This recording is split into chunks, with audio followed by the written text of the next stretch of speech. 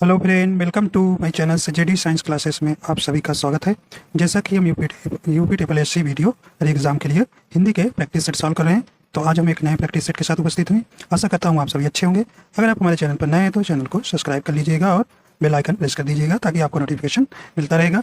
तो आइए देखते हैं। फर्स्ट क्वेश्चन है, देखिए यहाँ आपको एक क्या दिया है, पैसेज दिया है, जिसमें आपको इसी पैसेज को पढ़कर प्रश्नों का जवाब जो है आपको 1 से लेकर 4 तक देना है। ठीक है, 1 से लेकर 4 तक देना है। तो जल्दी से हम इस पैसेज को आपको यहाँ पढ़ देते हैं, तो इसके प्रश्न कर लेते हैं, फिर क्वेश्चन आगे करते हैं। तो 4 क्वेश्चन इसमें से आपको करना है। चलिए देखते हैं। करें कि डॉक्टर राम कुमार वर्मा ने ऐतिहासिक अपठित गद्यांश एवं समस्या मूलक एकांकियों की रचना की है। उनके एकांकियों का मूल स्वर आदर्शवादी है। प्रेम, सेवा, उदारता, त्याग और बलिदान की भावनाओं से ओतप्रोत है। ठीक है, इन ऐतिहासिक एकांकियों में भारत के अतीत गौरव को प्रस्तुत करते हुए राष्ट्रीयता की भावना जगाने का प्रयास किया है। ठीक है, समस्या मूलक से एकांकियों में वर्मा जी ने शिक्षित मध्यवर्गीय दंपतियों की आगे देखते हैं,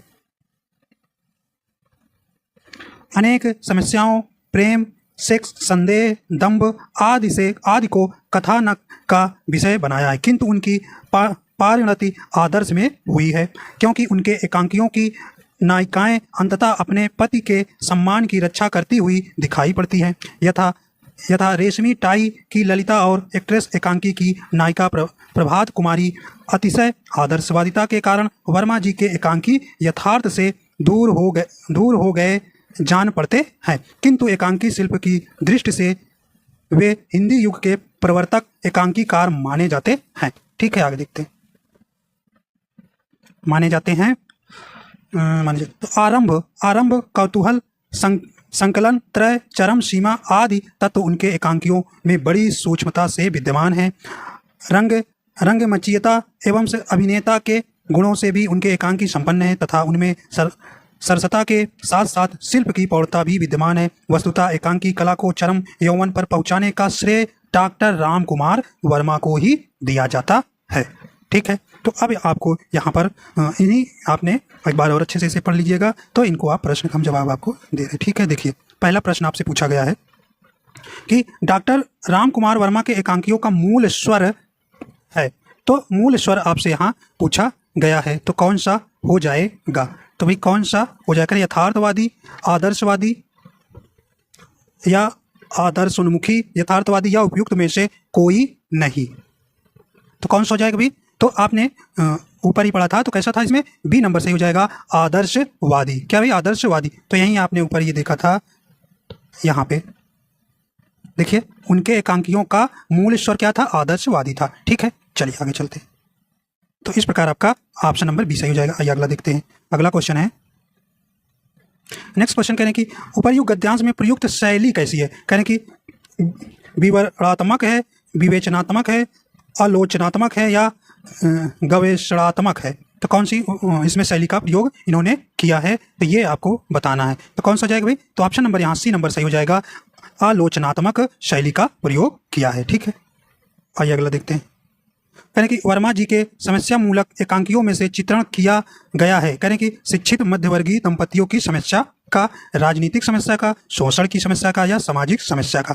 तो बताइए कौन सा? तो ऑप्शन नंबर इसमें देखिए ए नंबर सही हो जाएगा, शिक्षित मध्यवर्गीय दंपतियों की समस्या का। ठीक है, इसमें आपका ए नंबर सही हो जाएगा। आइए अगला देखते हैं। चौथा क्वेश्चन इसी संबंधित है। आइए देखते हैं। कह रहे हैं कि रंग मंचीयता एवं अभिनेता की दृष्टि से वर्मा जी के एकांकी हैं, कह रहे सफल है, असफल है, संपादन मांगते हैं या इनमें से कोई। तो कौन सा हो जाएगा? तो भाई इनकी क्या है? एकांकी सफल है। तो ऑप्शन नंबर इसकी ए नंबर सही हो जाएगा। तो ये आपके 4 क्वेश्चन जो है उसी पैसेज से मिलते जुलते आपको जवाब देना था पढ़कर। ठीक, अब देखिए, आइए आगे चलते हैं। अब यहाँ से देखिए, अब आपको यहाँ से इसके ग्रामर पोर्शन शुरू हो जाता है। देखिए कह रहे कि हिंदी भाषा में हास्य स्वरों की संख्या कितनी है? तो हास्य स्वरों को क्या होते हैं? जिन्हें बोलने में बहुत कम समय लगता है, उन्हीं को हम हास्य स्वर कहते हैं। तो आपके कह रहे हैं कि कितने कह रहे हैं? 11 हैं, 4 हैं, 7 हैं या 2 हैं। तो कितने हैं हास्य स्वर? तो ऑप्शन नंबर इसका कौन सा हो जाएगा भाई? बी नंबर सही हो जाएगा। 4 हास्य स्वर हैं, 4 हास्य स्वर हैं। कौन कौन से? देखिए छोटा आता है, छोटी ई आती है, छोटा ऊ और री। ठीक, तो इस प्रकार आपके कितने हास्य स्वर हैं? 4 हास्य स्वर हो जाएंगे। ठीक है, आइए देखते हैं। तो दीर्घ स्वर कितने होते हैं? देखिए दीर्घ स्वर आपके कितने 7 हैं, ठीक है। दीर्घ स्वर कितने 7 हैं, ठीक है। जैसे बड़ा आता है, बड़ा, बड़ी, बड़ाऊ, ए, ओ और औ, ठीक है। ये आपके 7 जो है दीर्घ स्वर, जिन्हें हाथ स्वर से बोलने में ज़्यादा समय लगता है, उनसे हम क्या कहते हैं, दीर्घ स्वर कहते हैं, ठीक है। तो इस प्रकार आपका कौन सा हो जाएगा, ऑप्शन नंबर बी सही हो जाएगा। और स्वर आपके कितने होते हैं, 11 होते हैं, ठीक भी, क्योंकि 7 ही हो गए, 4 ही हो गए, 7 4 11 हो गए, ठीक है। चलिए आगे चलते हैं। अब देखिए अगला क्वेश्चन है, यानी कि हिंदी वर्णमाला में अंतास्त व्यंजन कौन से हैं, बताइए भी। कई बार आपको बताइए करें कि ऑप्शन पहला करें कि स, स, ह, या र, ल, व, छ, त्र, ज्ञ, स्र, बताइए च, छ, ज, झ, कौन सा हो जाएगा। तो कौन सा हो जाएगा भी, तो ऑप्शन नंबर इसका बी नंबर सही हो जाएगा। या र, ल, व जो है ये अंतास्त व्यंजन कहलाएंगे, ठीक। ऊष्र व्यंजन कौन से हैं, तो ऑप्शन नंबर इसका ए जो है उसका ये जो है ऊष्र व्यंजन के अंतर्गत आएंगे, ठीक है। चलिए आगे चलते हैं। अगला देखिए भाई, कहें कि भाषा विज्ञान की दृष्टि से बड़ा ऊ किस प्रकार का स्वर है, बताइए। बड़ा ऊ कहें कि पश्च विवृत स्वर या अग्र समृत स्वर या अग्र विवृत स्वर या पश्च समृत स्वर। देखिए स्वर आएंगे इसलिए स्वर इसमें पढ़ते ही तो स्वर होते हैं, ठीक। चलिए तो कौन सा हो जाएगा, कौन सा हो जाएगा 7 का, तो ऑप्शन नंबर इसका भाई कौन सा जाएगा, डी नंबर सही हो जाएगा। पश्च समृत स्वर हो जाएंगे, ठीक है। तो इस प्रकार आपका डी नंबर यहाँ सही हो जाएगा, ठीक। तो पश्च समृत के अंतर्गत कौन कौन से आते हैं आपका, ठीक है। देखिए अगर आपसे पूछे कि जिह्वा की ऊंचाई के आधार पर स्वरों का वर्गीकरण कितने में किया गया, तो इसको 4 भागों में बांटा गया है। कितने में, 4 भागों में। कौन कौन, एक जिसमें विवृत आता है, जिसमें बड़ा आ आता है, विवृत स्वर पहला है विवृत स्वर जिसमें बड़ा आ आता है, ठीक है। और अर्ध विवृत आता है, दूसरा है अर्ध विवृत आता है जिसमें कौन कौन आते हैं, ए आता है, ओ आता है, ठीक है। और अर्ध समृत तीसरा को भाई अर्ध समृत में ए और ओ आता है, ठीक है। और चौथा आपका है समृत में चौथा है छोटी ई आएगा, बड़ी ई आएगा और छोटा ऊ आएगा और बड़ा ऊ आएगा, ठीक है। तो ये किसके, जिह्वा की ऊंचाई के आधार पर स्वरों का वर्गीकरण किया गया, ठीक। 4 प्रकार के, कौन कौन, विवृत, अर्धविवृत, अर्ध संवृत और समृत, ठीक है। तो इस प्रकार आपको याद रखना है, ठीक है। अगर आप कहें कि जिह्वा की उत्थापित भाग के आधार पर, तो आप बताएंगे 3 प्रकार के, जिसमें अग्रस्वर होता है, मध्य स्वर होता है और पश्च स्वर, ठीक है। इनको भी बताते हैं। अग्रस्वर में कौन कौन आएंगे, अग्रस्वर में देखिए छोटी ई आता है, बड़ी ई आता है, ए आता है, ऐ आता है, ठीक है। ये पहला है, कौन है, अग्रस्वर में। देखिए मध्य स्वर में कौन कौन आएंगे भी, तो छोटा आ आएगा, ठीक है। और पश्च स्वर में कौन आएगा, तीसरा जो है पश्च स्वर में बड़ा आता है, ऊ, बड़ा ऊ, छोटा ऊ, बड़ा ऊ, ओ और औ, ठीक है। ये किस में आएंगे, ये आपका पश्च स्वर के अंतर्गत आएंगे, बड़ा, छोटा ऊ, बड़ा ऊ, ओ, औ, ठीक है। तो इतना आप इसमें ध्यान रखिएगा। चलिए तो इसका आपका डी नंबर ऑप्शन सही हो जाएगा। आइए अगला देखते हैं। अगला है, चलिए भाई अगला कह रहे कि अघोष वर्ण कौन सा है, अघोष वर्ण कौन सा है इसमें, तो आपको यहाँ अघोष वर्ण बताना है। देखिए अघोष वर्ण क्या होता है, तो देखिए अघोष वर्ण जो है हर वर्ग का पहला और दूसरा व्यंजन जो है क्या कहलाता है, अघोष वर्ण कहलाता है। तो इसमें बताइए भी कौन सा हो जाएगा, ठीक है। तो अघोष वर्ण के अंतर्गत कौन आएगा, तो ऑप्शन नंबर इसका डी नंबर सही हो जाएगा, सा आएगा, ठीक है। तो ऑप्शन नंबर इसका डी हो जाएगा, ठीक है।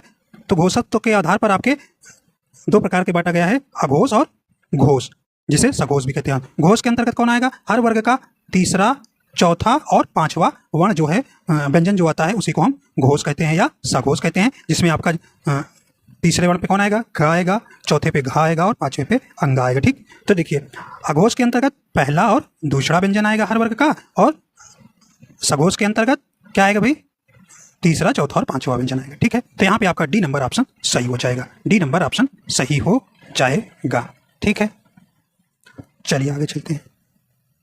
अगला कहने की निम्न में से कंठ वर्ण कौन सा है, कंठ वर्ण कौन सा है, बताइए भाई। कहने की छोटा ऊ, आ, ई, ए, तो बताइए भाई कौन सा हो जाएगा। तो ऑप्शन नंबर इसका कौन सा हो जाएगा, बी नंबर सही हो जाएगा। कंठ वर्ण जो है छोटा आ के अंतर्गत आएगा। देखिए कंठ कंठ के अंतर्गत कौन कौन आते हैं? तो देखिए जो कंठ वो का वर्ग के उधर आते हैं, लेकिन यहाँ हमें स्वर के बारे में हम आपको बता रहे हैं। तो का वर्ग आप जानते हैं। तो देखिए कंठ में आपका छोटा आता है और कौन आता है? बड़ा आता है, ठीक है। और देखिए तालब्य के अंतर्गत देखिए छोटी ही आएगा। तालब्य के अंतर्गत क्या आता है? तो छोटी ही आएगा और बड़ी ही आता है, ठीक है। तो यहाँ देखिए छोटी है और बड़ी ही, जो छोटी ही बड़ी ही तालब्य के अंतर्गत आ जाएगा, ठीक है। और ओष्ठ के अंतर्गत कौन आ जाएगा भाई? ओष्ठ के अंतर्गत कौन आएगा? देखिए छोटा हुआ आ जाएगा और बड़ा हुआ आ जाएगा, ठीक है, ठीक है। तो ओष्ठ के अंतर्गत कहाँ है? तो हम यहाँ स्वर के बारे में बता रहे हैं, नहीं वहाँ ओष्ठ पापा बाबा के बारे में बता रहे हैं, ठीक है। तो यहाँ पे आप ये याद रखिएगा, स्वर के बारे में हमने आपको बता रहे हैं, ठीक है। चलिए अगला देखिए भाई, कह रहे हैं कि निम्न में से योग ऋण शब्द है। योग ऋण शब्द आपको यहाँ पर बताना है। योग ऋण शब्द आपको यहाँ बताना है। देखिए योग ऋण शब्द आप जानते हैं क्या होता है? देखिए जब दो सार्थक शब्दों के मेल से बनने वाले शब्द जो अपने समान अर्थ को छोड़कर विशेष अर्थ का बोध करते हैं वे योग ऋण शब्द कहते हैं। जैसे आप एक तरह से बहुब्री समझ लीजिए, जैसे बहुब्री में दो पद जुड़ते हैं, किसी तीसरे का अर्थ देते हैं, तो यही यूँ है। जब दो सार्थक शब्द के मेल से बनने वाले वे शब्द जो अपने समान अर्थ को छोड़कर विशेष अर्थ का बोध कराते हैं योग ऋण शब्द कहलाते हैं, ठीक। परिभाषा उसी की तरह, जैसे पंकज आप जानते हैं, पंकज पंकज, तो पंक माने आप जानते हैं क्या भाई? कीचड़, कीचड़। और जा माने क्या होता है?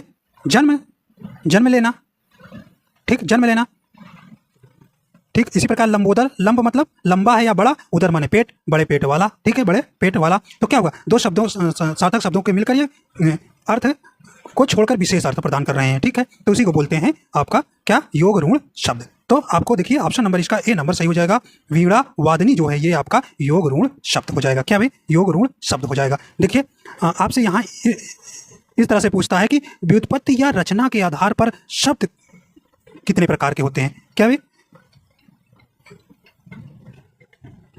कितने प्रकार के होते हैं? तो ये 3 प्रकार के होते हैं, ठीक है। आपसे पूछे कि व्युत्पत्ति या रचना के आधार पर शब्द कितने प्रकार के होते हैं? तो 3 प्रकार के। कौन कौन?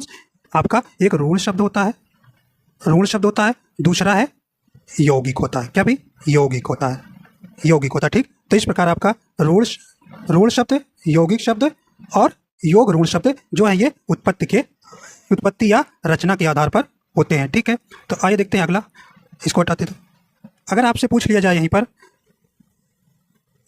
ये आपके व्युत्पत्ति या रचना के आधार पर, अगर उत्पत्ति के आधार पर शब्द के भेद कितने होते हैं? 5 प्रकार के, ठीक है। उत्पत्ति के आधार पर जैसे तस्यम, तद्भव, देशज, विशेषज और वर्ण संकर, ठीक है। तो ये 5 प्रकार के होते हैं। अगर आपसे पूछे कि भाई क्रिया के आधार पर शब्द के कितने भेद होते हैं? तो ये आप बताएंगे 2 प्रकार के। क्या? 2 प्रकार के, विकारी तथा अविकारी शब्द, विकारी तथा अविकारी शब्द। अगर यही शब्द शक्ति के आधार पर बता दे तो आप 3 प्रकार के बताएंगे। कौन से? वाचक, लाक्षिक और व्यंजक, ठीक है। तो इतना आप इसमें ध्यान रखिएगा। तो इस प्रकार आपका योग ऋण शब्द कौन हो जाएगा? ए नंबर सही हो जाएगा, ठीक है, ठीक है भाई। अगर आपसे आप एक बार और देख लीजिए, अगर व्युत्पत्ति या रचना के आधार पर पूछेगा, व्युत्पत्ति या रचना के तो 3 प्रकार के बताएंगे, ठीक है। अगर उत्पत्ति के आधार पर 5 प्रकार के बताएंगे, ऑप्शन में अगर रहेगा दिया रहेगा। और क्रिया के आधार पर आपको 2 प्रकार के, विकारी और अविकारी, और ठीक है। और शब्द शक्ति के आधार पर 3 प्रकार के, ठीक। तो ये आपसे पूछा जाता है। चलिए आइए देखते हैं अगला क्वेश्चन है। करे उड्डयन का संधि विच्छेद होगा। चलिए भाई अब संधि विच्छेद आपको यहाँ करना है। उड्डयन का संधि विच्छेद आपको करना है। चलिए देखिए, करें उत प्लस डयन, उड़ प्लस डयन या उत प्लस आयण या उद प्लस आयण, कौन सा हो जाएगा भाई? बताइए भाई। तो कौन सा हो जाएगा? तो ऑप्शन नंबर आपका कौन सा हो जाएगा? ए नंबर सही हो जाएगा, ए नंबर सही हो जाएगा। उत प्लस डयन जो है उड्डयन का संधि विच्छेद हो जाएगा। और इसमें संधि कौन सी है? व्यंजन संधि है, ठीक है, व्यंजन संधि है। चलिए अगला देखिए भाई, कहें कि महात्मा शब्द में कौन सा समास है? चलिए कहें द्विगु समास, अव्ययी भाव समास, कर्मधारय समास, द्वंद्व समास। बताइए भाई। महात्मा अर्थात महान है जो आत्मा, इसका समास विग्रह करेंगे तो महान है जो आत्मा, ठीक है, आत्मा। तो बताइए भाई, तो आप परिभाषा जानते हैं, तो देखिए इसका ऑप्शन नंबर कौन सा हो जाएगा?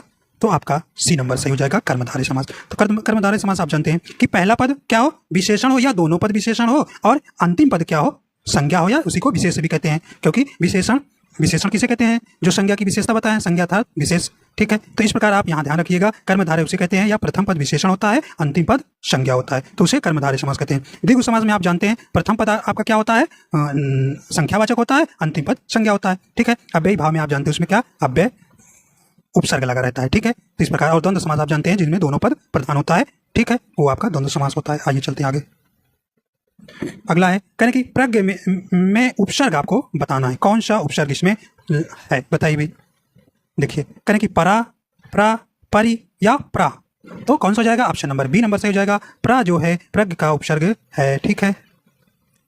आगे देखते हैं। कहने की निम्न में कौन सा लुटेरा शब्द में प्रयुक्त प्रत्यय है, तो प्रत्यय आपके मूल शब्द के बाद में लगता है, तो बताइए भी कौन सा हो जाएगा इसमें। तो ऑप्शन नंबर इसका कौन सा हो जाएगा, करें एरा, रा, आ या इरा, तो कौन सा हो जाएगा, ऑप्शन नंबर एक का कौन सा हो जाएगा, ए नंबर हो जाएगा। एरा जो है लुटेरा में आपका प्रत्यय है, ठीक है, लुट प्लस एरा, ठीक है, तो लुटेरा, तो आपका ऑप्शन नंबर ए हो जाएगा। चलिए भैया अगला देखते हैं। करें कि निम्न में से कौन सा शब्द तत्सम है, करें कि गधा, गाय, घड़ा या ग्राहक, तो बताइए भी कौन सा इसमें आपका तत्सम शब्द हो जाएगा। तो ऑप्शन नंबर इसका डी नंबर सही हो जाएगा।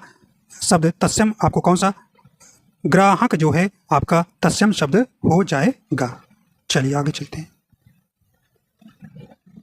अगला क्वेश्चन है, निम्नलिखित प्रश्न में 4 विकल्प में से उस विकल्प का चयन करें जो दिए गए शब्द का तद्भव रूप है, तो यहाँ आपको तद्भव बताना है। करें अभिलाषा, इच्छा, ईख या उल्लू, बताइए कौन सा हो जाएगा 16 नंबर का, बताइए आप क्या है इसमें आपको तद्भव रूप बताना है।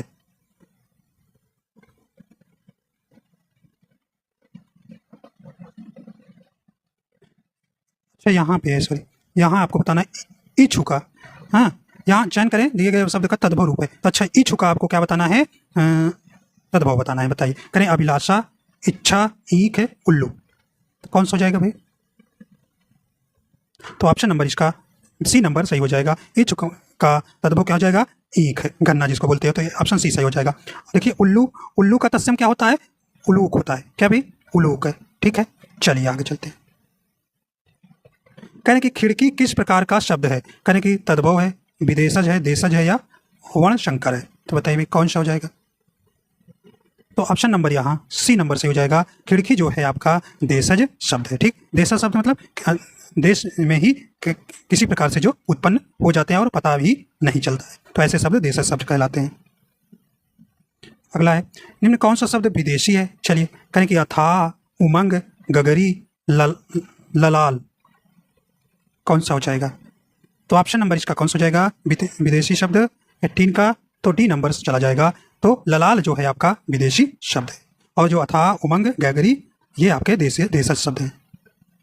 अगला है, कहने की बाप का संबंधवाचक संज्ञा रूप होगा, कहने की बापा, बापती, बपौता, बपौती, बताइए कौन सा हो जाएगा। तो ऑप्शन नंबर इसका डी नंबर सही हो जाएगा। बपौती जो है बाप का संबंधवाचक संज्ञा रूप होगा।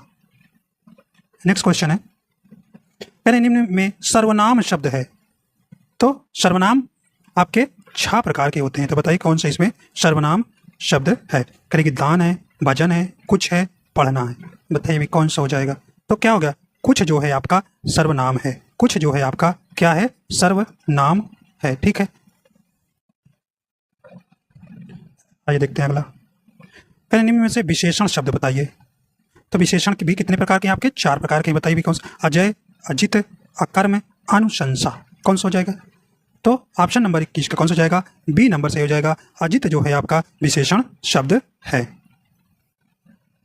अगला देखिए, कहने निम्नलिखित प्रश्न में 4 विकल्पों में से एक विकल्प का चयन करें जो क्रिया के भेद वाला सही विकल्प है। कहने की राधा ने गाय को चारा खिलाया, कहने की नामधातु क्रिया है, द्विकर्मक क्रिया है, पेड़ार्थक क्रिया है या कृदंत क्रिया है, तो कौन सा हो जाएगा भाई। तो ऑप्शन नंबर यहाँ पे बी नंबर सही हो जाएगा, द्विकर्मक क्रिया। देखिए जहाँ पर एक ही शब्द में दो कर्म प्रयोग किए गए हों वही आपका द्विकर्मक क्रिया कहलाता है। देखिए गाय है और चारा है, ठीक है, तो यहाँ आपका 2 कर्म प्रयोग है, इसलिए इसे यहाँ पे द्विकर्मक क्रिया हो गई। तो ऑप्शन नंबर आपका बी नंबर सही हो जाएगा।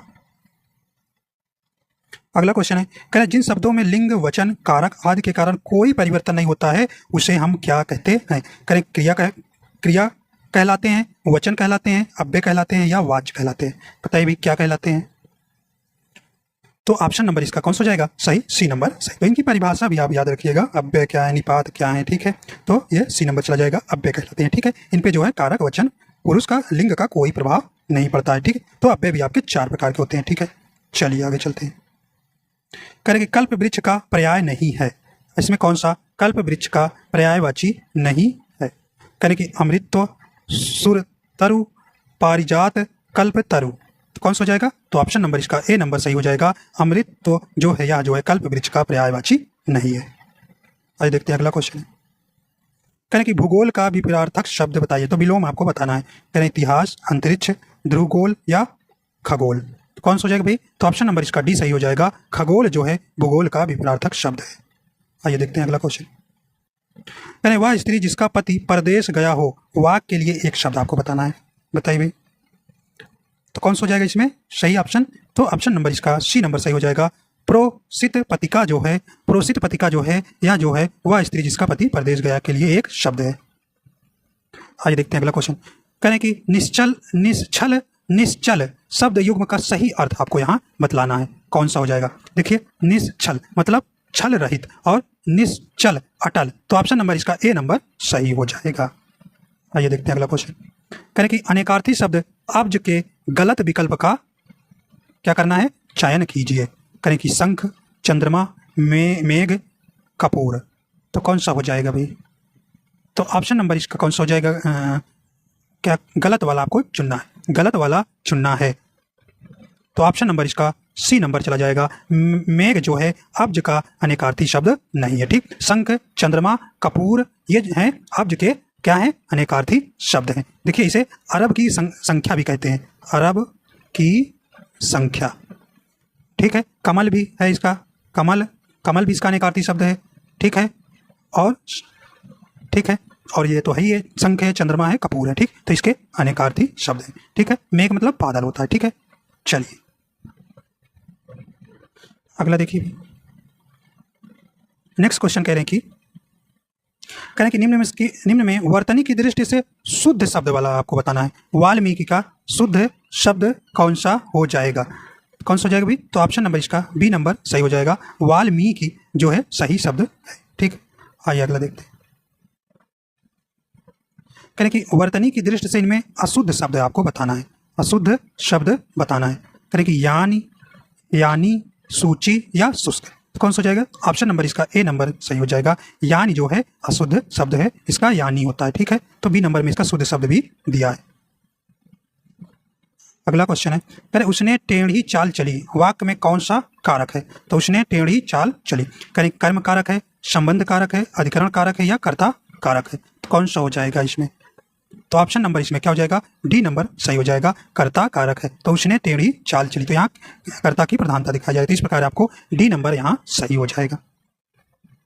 अगला है, करें निम्नलिखित में कौन सा शब्द स्त्रीलिंग नहीं है, कौन सा शब्द स्त्रीलिंग नहीं है। करें नहीं वाला आपको बताना है। देखिए संतान, सवारी, बुलबुल या भेड़िया,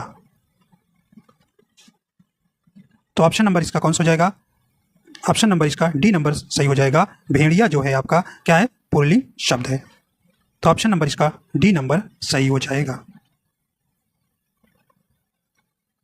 अगला है, दिए गए विकल्पों में से कौन सा शब्द स्त्रीलिंग है।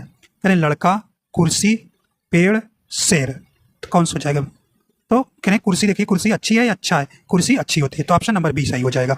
कुर्सी जो है आपका स्त्रीलिंग शब्द है। अगला है, करें निम्न में से किसका प्रयोग केवल बहुवचन में किया जाता है। करें कि पाठक है, प्राण है, नदी है, स्त्री है, बताइए, तो कौन सा हो जाएगा आपका बी नंबर सही हो जाएगा। या जो है केवल जो है बहुवचन में प्रयोग होता है, ठीक। अगला है, भविष्यत काल में बदलिए। करें कि बच्ची रो रही थी, तो इसे भविष्यत काल में आपको बदलना है। करें कि बच्ची रोती थी, बच्ची रोती है या बच्ची रो रही है, तो कौन सा हो जाएगा इसमें, बच्ची रो रही होगी, तो इसको भविष्यत काल में बदलना है, तो डी नंबर सही हो जाएगा। आइए अगला चलते हैं। अगला है, निम्न से भाववाच्य आपको बताना है। करें तुम फूल तोड़ोगे, अब चला जाए, बच्चे खेल रहे हैं, पुस्तकें लिखी जाएगी, तो इसमें आपको भाववाच्य वाला शब्द नहीं, तो कौन सा हो जाएगा, तो ऑप्शन नंबर इसका बी नंबर सही हो जाएगा, अब चला जाए। अगला है, कह रहे कि नीली कमीज वाले छात्र को यह कलम दे दो। रचना के आधार पर वाक्य का सही भेद बताना है। कह रहे सरल वाक्य है, संयुक्त वाक्य है, मिश्र वाक्य या आज्ञावाचक वाक्य। बताइए कौन सा हो जाएगा। कह रहे कि नीली कमीज वाले छात्र को यह कलम दे दो, तो कैसा ये सरल वाक्य है, तो ऑप्शन नंबर इसका ए नंबर सही हो जाएगा। अगला है, करें अपने हाथ से स्वयं काम करो, वाक्य का शुद्ध रूप होगा। चलिए भी शुद्ध रूप क्या हो जाएगा।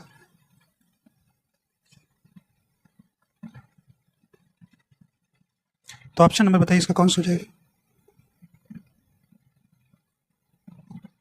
कह रहे अपना काम स्वयं करो, अपने से अपना काम करो, स्वयं से काम करो या हाथ से अपना काम करो, कौन सा हो जाएगा। तो ऑप्शन नंबर इसका ये सही हो जाएगा, अपना काम स्वयं करो, या जो है शुद्ध वाक्य रूप है। ठीक।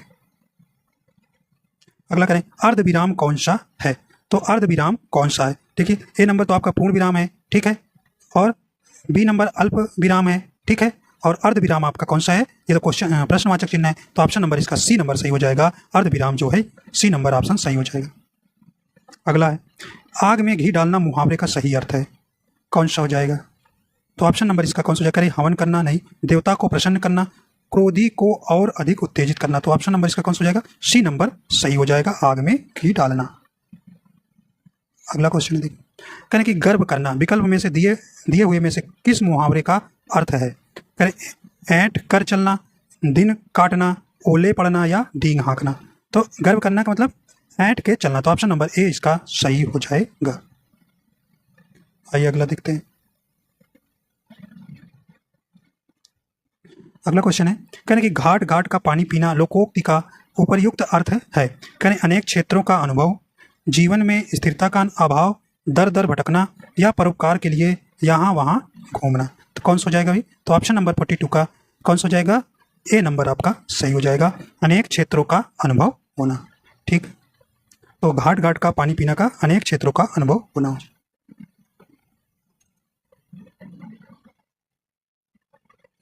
देखिए अगला प्रश्न है, करें कि छछुंदर के सिर पर चमेली का तेल, लोकोक्ति का सही अर्थ आपको बताना है। करें दान के लिए सुपात्र न होना, गंजे व्यक्ति के सिर पर सुगंधित तेल लगाना, बिल्कुल अनपढ़ व्यक्ति को धन मिलना या अयोग्य व्यक्ति को अच्छा पद मिलना, तो कौन सा हो जाएगा।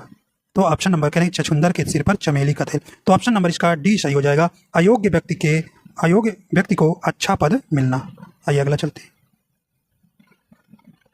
नेक्स्ट क्वेश्चन है, करें किसी अर्थ के लिए किसे अर्थ के लिए अर्थ अनुवाद किसको कहा जाता है। करें शब्दानुवाद को, भावानुवाद को, वार्तानुवाद को या रूपांतरण अनुवाद को। तो किसे अर्थ के लिए अर्थ अनुवाद किसको कहा जाता है, बताइए कौन सा हो जाएगा। तो ऑप्शन नंबर इसका कौन सा हो जाएगा, बी नंबर से हो जाएगा, भावानुवाद को। अगला है, कह रहे कि निम्नलिखित में से बोलियों में से पूर्वी हिंदी की बोली नहीं है। देखिए पूर्वी बोली की हिंदी 3 मुख्य बोलियां हैं, तो कौन कौन सी है इसमें है और कौन कह रहे हैं कि नहीं है। देखिए अवधी है, छत्तीसगढ़ी है, बघेली है, तो ये भोजपुरी जो है पूर्वी हिंदी की नहीं, तो ऑप्शन नंबर इसका सी सही हो जाएगा। अगला है, यानी कि आपको यहाँ इंग्लिश वर्ड दिया, इसकी सही सटीक हिंदी अनुवाद करना। स्टेटस क्यू, तो क्या हो जाएगा इसका। करें यथास्थिति, चले जाना, समझना या बोलचाल, तो कौन सा हो जाएगा। तो ऑप्शन नंबर 46 का ए नंबर सही हो जाएगा, यथास्थिति। तो स्टेटस क्यू मतलब यथास्थिति, इसका सही हिंदी अनुवाद हो जाएगा। अगला है, कहें कि सूरदास को किस रस का सम्राट कहा जाता है। कहें वत्सल्य रस का, श्रृंगार रस का, शांत रस का या भक्ति रस का। तो कौन सूरदास को किस रस का सम्राट कहा जाता है, तो इसका ऑप्शन नंबर ए नंबर सही हो जाएगा, वात्सल्य रस को जो है सूरदास को रस का सम्राट कहा जाता है। आगे देखिए अगला है, निम्न में से रीतिकाल के कवि कौन है। कहीं महादेवी वर्मा है, चिंतामणि है, नागार्जुन है या राम नरेश त्रिपाठी है। ठीक है, कौन सा सही हो जाएगा। देखिए महादेवी वर्मा जो है ये छायावाद की है, ये छायावाद युग की है। और देखिए और नागार्जुन किस युग के हैं, ये आधुनिक काल के हैं। नागार्जुन आधुनिक काल के कवि हैं। और राम नरेश त्रिपाठी ये पूर्व छायावाद के हैं, ये पूर्व छायावाद के युग हैं। ठीक है, तो इस प्रकार आपका कौन सा ऑप्शन 48 का सही हो जाएगा। तो ऑप्शन नंबर बी नंबर सही हो जाएगा। रीतकाल के जो कवि है वो चिंतामणि है। कौन है, चिंतामणि है। देखिए रीतकाल के प्रमुख कवि हैं, रीतकाल के प्रमुख कवि हैं जैसे केशवदास हैं, केशव हैं, केशवदास, देव हैं, बिहारी हैं, मतीराम हैं, भूषण, ये भी भूषण भी ये किस काल के हैं? रीति काल के हैं। ठीक है, पदवांकर है, ठीक, और घनानंद है। ठीक, ये जो है रीति काल के प्रमुख कवि हो जाएंगे। तो ऑप्शन नंबर इसका 20 सही हो जाएगा। आइए अगला देखते हैं। कहें कि महाकाव्य में होता है, कहें जीवन का खंड चित्रण, जीवन का बृहत चित्रण, या दोहा छंद, या उत्साह भाव। तो ऑप्शन नंबर कौन सा हो जाएगा? बी नंबर सही हो जाएगा। महाकाव्य में जो है जीवन का बृहत चित्रण होता है। तो महाकाव्य में किसी का जीवन, पूरी जीवन कथा होती है। ठीक, तो इस प्रकार भी आपका सही हो जाएगा। ठीक, देखिए हिंदी का अगर प्रथम महाकाव्य आपसे पूछेगा तो पृथ्वीराज रासो है। कौन से? पृथ्वीराज रासो जो है, ये जो है प्रथम हिंदी का महाकाव्य है, जिसे कौन लिखा है? चंद्रवर्ण दाई लिखे हैं। अगर हिंदी खड़ी बोली का प्रथम महाकाव्य पूछेगा तो उसके अनुसार से आपका प्रिप्रवास हो जाएगा। क्या है? प्रिप्रवास, प्रिप्रवास हो जाएगा। ठीक, तो हिंदी खड़ी बोली का प्रथम महाकाव्य क्या है? प्रिप्रवास। और सीधा अगर हिंदी का प्रथम महाकाव्य पूछेगा तो आप बताएंगे पृथ्वीराज रासो। ठीक है, तो इस प्रकार ध्यान रखिएगा। आगे चलते हैं। अगला क्वेश्चन है, कहने की ठीकरे की मंगनी उपन्यास किसने लिखा है? ठीकरे की मंगनी उपन्यास के लेखक कौन? कहने की मृदुला गर्ग हैं, नासिरा शर्मा है, सुधा अरोड़ा है, या सूर्य बाला है। तो कौन सा हो जाएगा? तो ऑप्शन नंबर इसका बी नंबर सही हो जाएगा। नासिरा शर्मा जो है ठीकरे की मंगनी के उपन्यास के लेखिका हैं। ठीक, तो इस प्रकार आपके 50 क्वेश्चन कंप्लीट हो जाते हैं। आशा करता हूँ आपको पसंद आया। अगर पसंद आया तो हमारे चैनल पर नए हैं तो चैनल को सब्सक्राइब कर लीजिएगा और लाइक एंड शेयर कर दीजिएगा। वीडियो देखने के लिए आपका बहुत बहुत धन्यवाद।